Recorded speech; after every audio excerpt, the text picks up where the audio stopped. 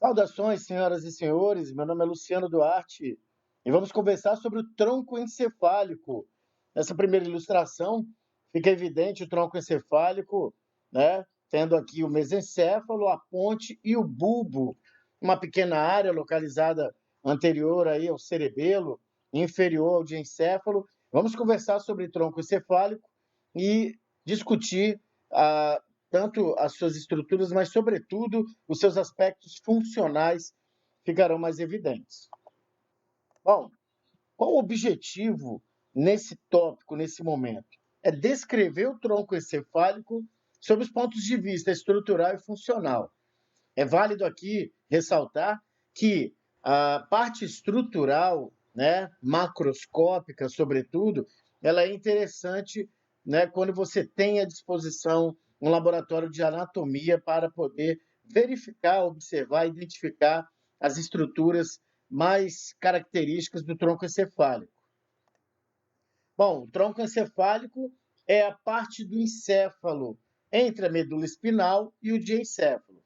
Consiste em três estruturas. O bulbo, em muitas bibliografias vocês vão encontrar o nome medula oblonga, né? Mas para a terminologia anatômica internacional é bulbo, embora a terminologia anatômica internacional ela faça menção à medula oblonga, ponte e mesencéfalo. Estes são os elementos que constituem o tronco encefálico: bulbo, ponte e mesencéfalo. Em relação ao bulbo, meus amigos, o bulbo ele é contínuo com a parte superior da medula espinal e forma a parte inferior do tronco encefálico.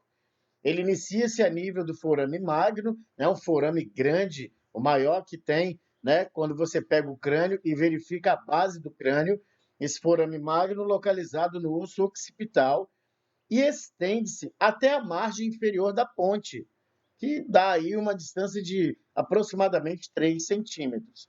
Então, veja, uma área pequena o bulbo. A substância branca do bulbo contém todos, amigos, os tratos sensitivos ascendentes e motores descendentes, que estendem-se entre a medula espinal e as outras partes do encéfalo. Uma parte da substância branca forma protuberâncias na face anterior do bulbo. Essas elevações são chamadas de pirâmides e são formadas por quem? Pelas grandes fibras corticospinais que passam do cérebro para a medula espinal. Observe, meus amigos, que grande parte dos comentários que serão aqui feitos se concentrarão nas questões relacionadas com qual é a estrutura da substância branca, do bulbo, da ponte, do mesencéfalo, né, do diencéfalo, do telencéfalo, e qual é a estrutura da substância cinzenta. Então, substância branca, você já compreende, ela tem grande parte da sua constituição feita por fibras, axônios mielinizados. Enquanto a substância cinzenta, grande parte da sua constituição de corpos celulares de neurônios. Então, nós vamos observar esse tipo de coisa. Então, logo aí já tem uma afirmativa e temos uma referência, né? Pirâmides do bulbo. Né? Uma parte da substância branca forma essas elevações, essas protuberâncias na face anterior do bulbo, meus amigos. Se é anterior, o que passa ali? Né? Grandes fibras corticospinais motoras, ok? Passam lá do córtex cerebral para a medula espinal. Por isso, corticospinais, do córtex cerebral para a medula espinal. Muito bem, nesse contexto aqui, nessa ilustração do professor Frank Netter, temos o tronco encefálico e a sua vista anterior. E aí eu destaquei aqui, né, as pirâmides e as olivas, mas que serão descritas aí no contexto. Mas veja, o bulbo é uma área pequena, né? Todas essas estruturas serão vistas no laboratório de anatomia, certamente. O que compete a mim aqui? Fazer menções funcionais a respeito das estruturas do tronco encefálico, correto?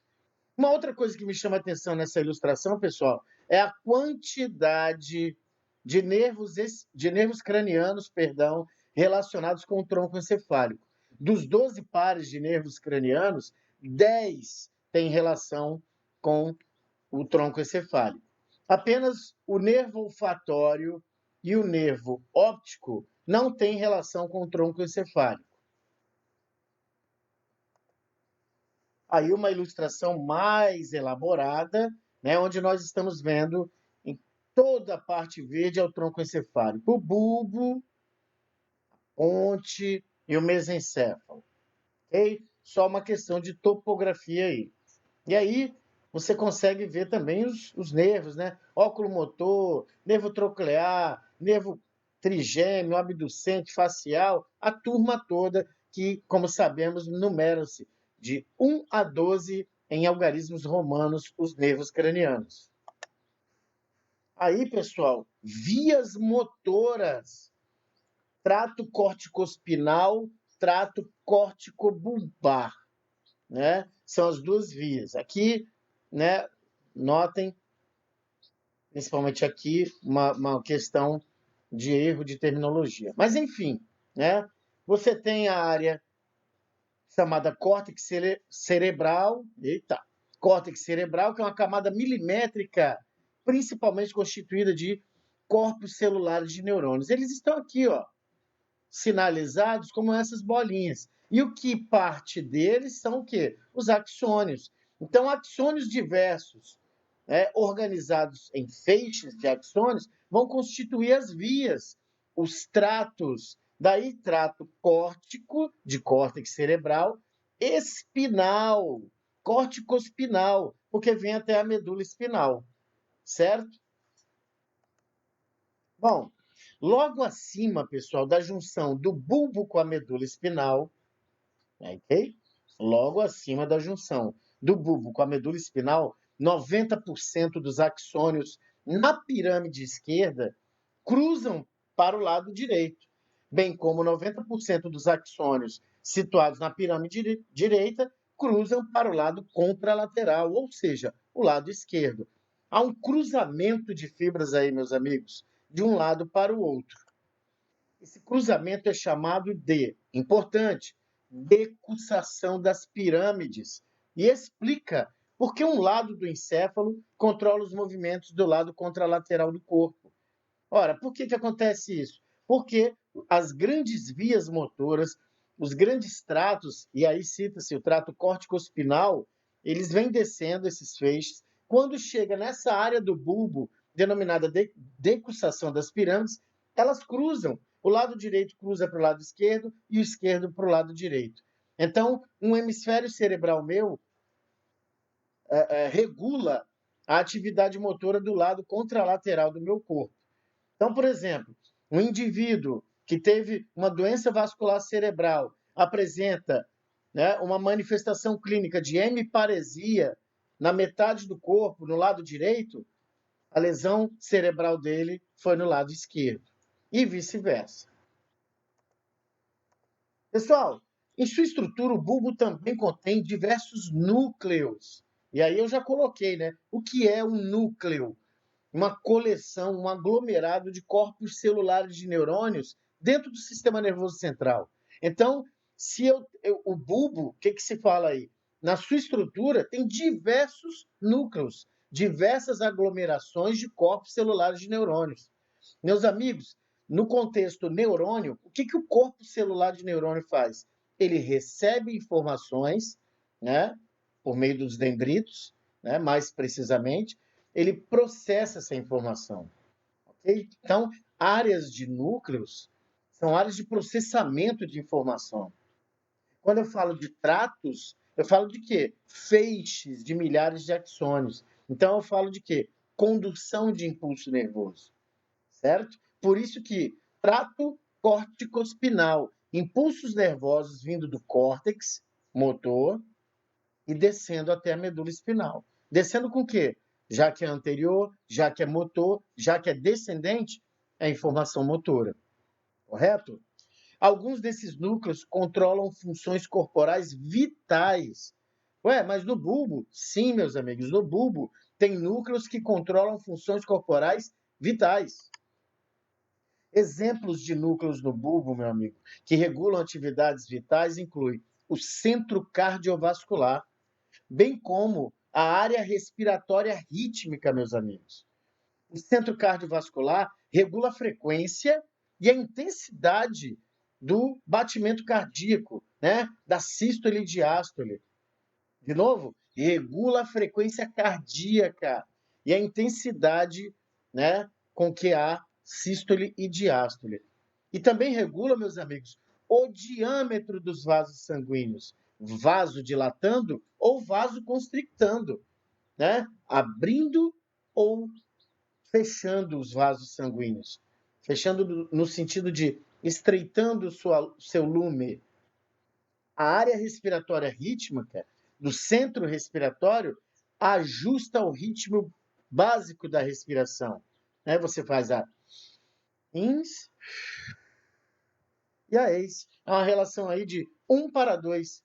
1 de ins, 2 de ex. Né? A expiração demora mais um pouquinho.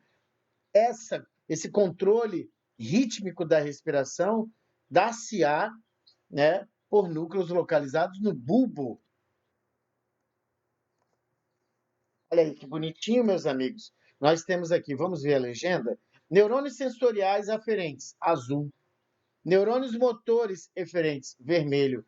Então vamos lá, azul, aferentes, né? Aqui os corpos celulares de neurônios, que na verdade são receptores sensoriais, né? Estão na parede das artérias, tanto do seio carótico como na parede do arco da aorta. Então, estimulados pela força do sangue na parede da artéria, os impulsos nervosos aqui, simbolizados pelas setinhas, vão até onde?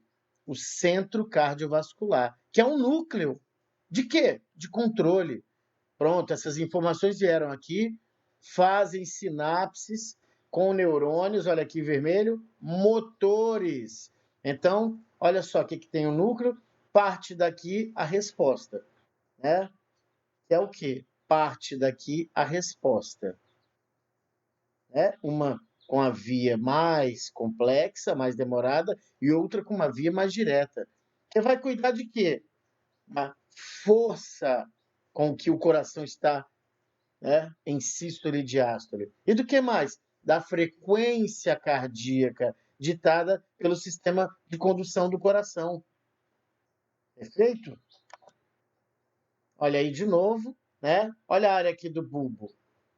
Uma areazinha expiratória, um núcleo, e um outro núcleo inspiratório. E aqui a comunicação desses núcleos com outras áreas relacionadas com respiração localizadas na ponte. Então fica uma retroalimentação de informações uns para os outros. Para quê? Para nos manter, num estado de homeostasia respiratória, né? Esse controle nos mantém de acordo com as necessidades.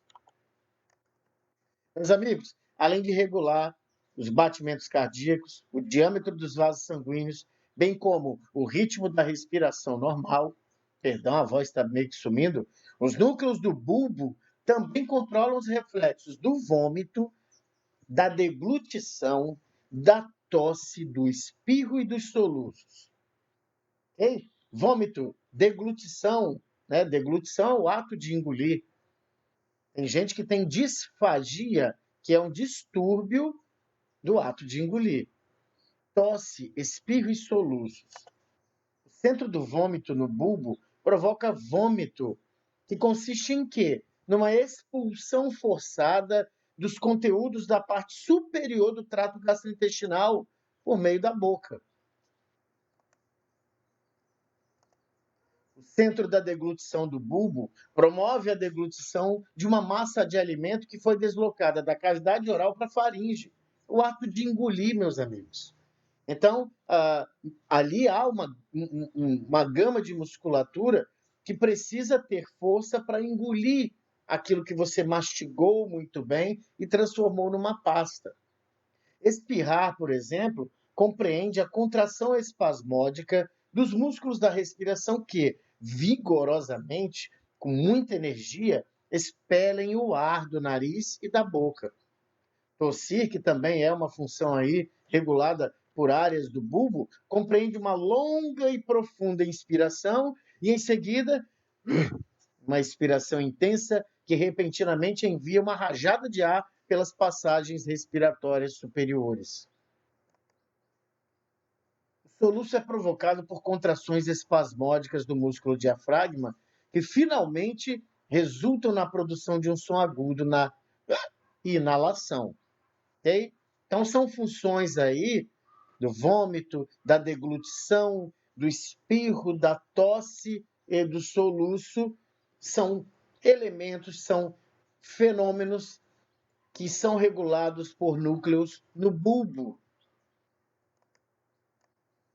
Imediatamente lateral, pessoal, a cada pirâmide do bulbo, que nós já vimos ali, passam, né, as vias motoras do trato córtico-espinal. Então, lateral às pirâmides, encontra-se, em cada lado, obviamente, uma tumefação ovalada, chamada de oliva. O que tem ali na oliva de interessante? Dentro da oliva está o complexo olivar inferior, que recebe influxos, meus amigos, recebe mensagens do córtex cerebral, que é o comando do nosso sistema nervoso.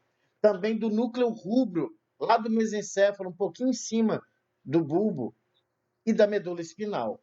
Então, o núcleo olivar inferior, que é um dos núcleos importantes aí do complexo olivar inferior, recebe mensagens lá de cima do córtex cerebral, do núcleo rubro, do mesencéfalo, bem como da medula espinal.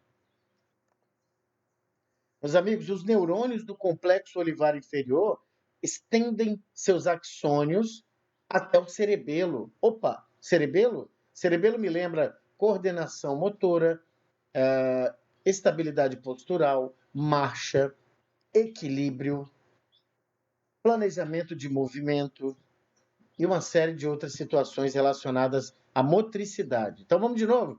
Os neurônios do complexo olivar inferior, que ficam onde, Luciano? Nas olivas do bulbo, imediatamente laterais às pirâmides do bulbo, né? Estendem seus axônios até o cerebelo, onde regulam a atividade dos neurônios cerebelares, meus amigos, pois fornecem instruções para o cerebelo, né? E o cerebelo faça ajustes na atividade muscular à medida que aprendemos novas habilidades motoras. Meus amigos, movimentar é muito simples no momento em que você faz uma flexão de antebraço. Mas pensem no movimento de uma forma ampla. Vamos lá, abstraiam aí, pensem comigo. O movimento ele precisa ser planejado, o movimento precisa ser iniciado, o movimento precisa ter velocidade adequada, o movimento precisa ter amplitude adequada, o movimento precisa ser finalizado, terminado. Então, vejam aí que é um conjunto de funções, de habilidades, de competências que estão dentro do contexto do movimento. É claro que quando você aprende o movimento, meu amigo, minha amiga, esse movimento passa a ser automático, né? Aí você não se preocupa mais com o movimento.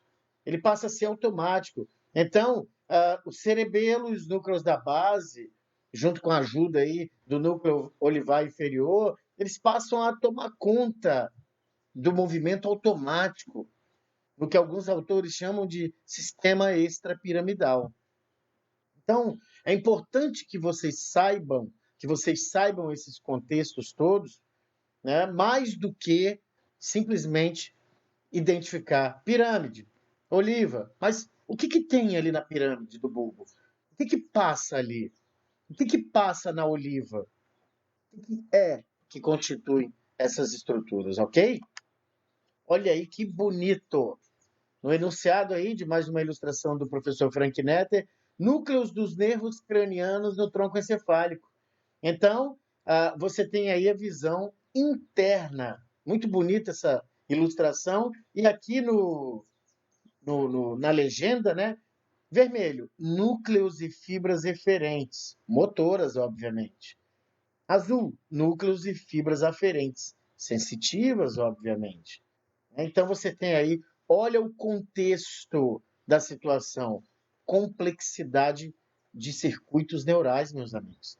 Que se retroalimentam, que se comunicam, que mandam mensagens mais superiores, que mandam mensagens mais inferiores. Este contexto é necessário saber. Tanto a topografia, né, onde estão localizados. Olha o cerebelo aqui atrás. Ó. Olha aí, ó, o complexo olivar inferior das olivas do bulbo se comunicam fácil aqui com o cerebelo. Olha onde ele está também. Né? Meus amigos, os núcleos associados com as sensações de tato, pressão, vibração e propriocepção consciente estão localizados na parte posterior do bulbo. Olha aí já um diferencial. São os núcleos grácil e cuneiforme, direito e esquerdo, certo? Uh, propriocepção consciente, me chamou a atenção isso aqui. Que função é essa, hein? Propriocepção consciente, pessoal, você testa, por exemplo, quando um paciente acamado, por exemplo, você verifica essa função, propriocepção consciente, você solicita, meu amigo, minha amiga, fecha os olhos, por favor, e vai lá no hálux dele, coloca o hálux para frente, para trás, para cima, para baixo, para o lado, para o outro. O seu paciente com os olhos fechados tem que saber para onde o segmento corporal dele, no caso o hálux, está se deslocando, mesmo com os olhos fechados. O nome disso é propriocepção consciente, ok? Então, esses núcleos, né, associados com tato, pressão, vibração e propriocepção consciente estão localizados na parte posterior do bulbo. E aí são representados pelos núcleos grácil e cuneiforme direito e esquerdo. Ok? Axônios sensitivos, meus amigos, ascendentes, ou seja, né, sensitivos, do fascículo grácil e do fascículo cuneiforme, que são dois tratos localizados lá na medula espinal, formam sinapses com esses núcleos. Então é fácil, né?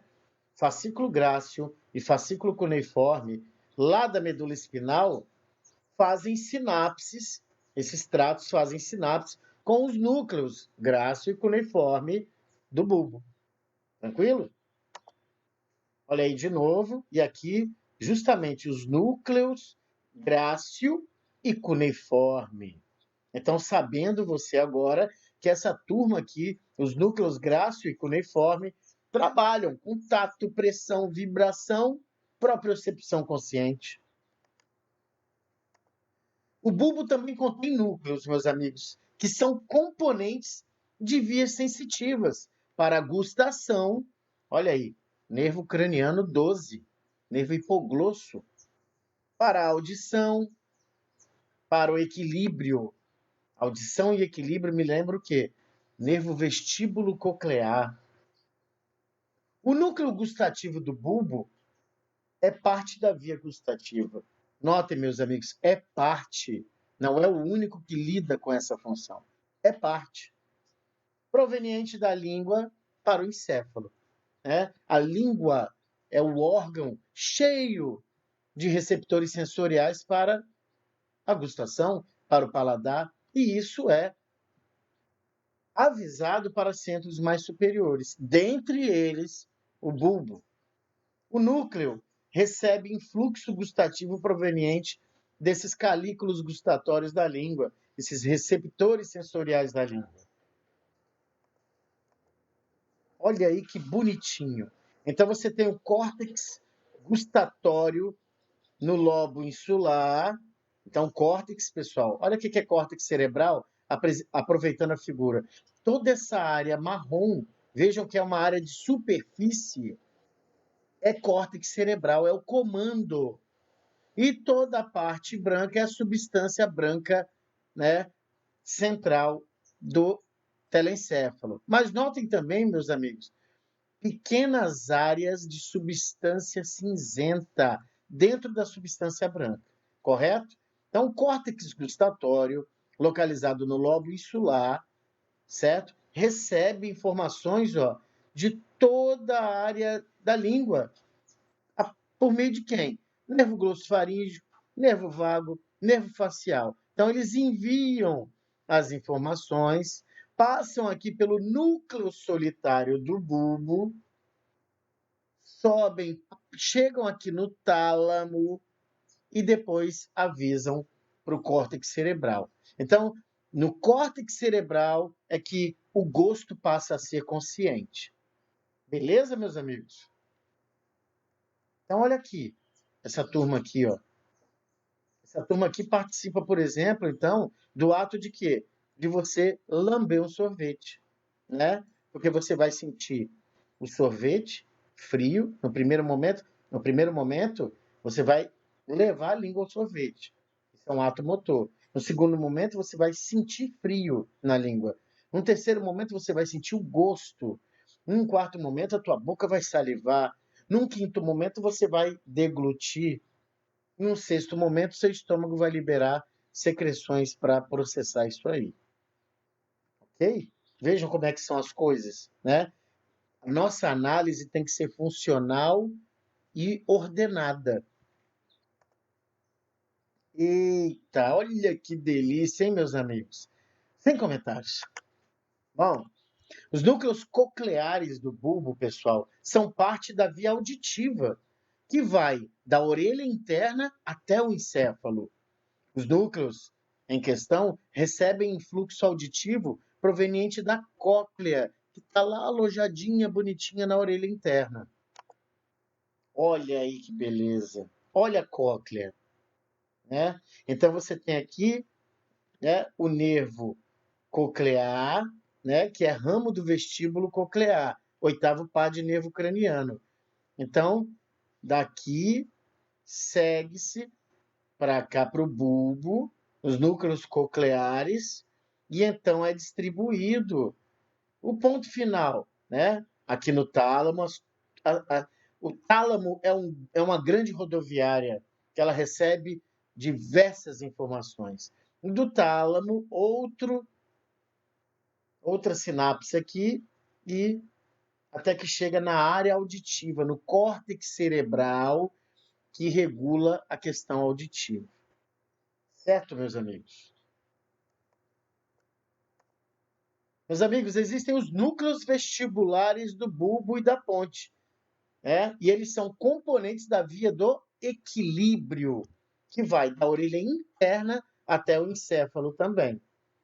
Os núcleos recebem informação sensitiva associada com equilíbrio, proveniente de onde? De proprioceptores situados no aparelho vestibular da orelha interna. Então, lá tem, na orelha interna, tem proprioceptores, receptores de movimento, de posicionamento. Quando eu tomo um sorvete também, em pé, esses núcleos têm a ver, esses núcleos vestibulares. Por quê? Eles me mantêm equilibrado em pé. Olha aí que bonitão, né? Também na orelha interna. E aí, você recebeu aqui, ó. Os receptores sensoriais estão aqui. Essa informação vai para o bulbo, né? Você tem aqui, ó, núcleo do nervo acessório, os núcleos vestibulares. Dos núcleos vestibulares isso ascende, porque também tem núcleo na ponte. Tálamo, né? Vocês estão vendo como é que o tálamo tem um papel maravilhoso aí e vem para a área vestibular, né? Não é a área auditiva, não. Tem proximidade, mas vem para a área vestibular, para cuidar do equilíbrio, meus amigos.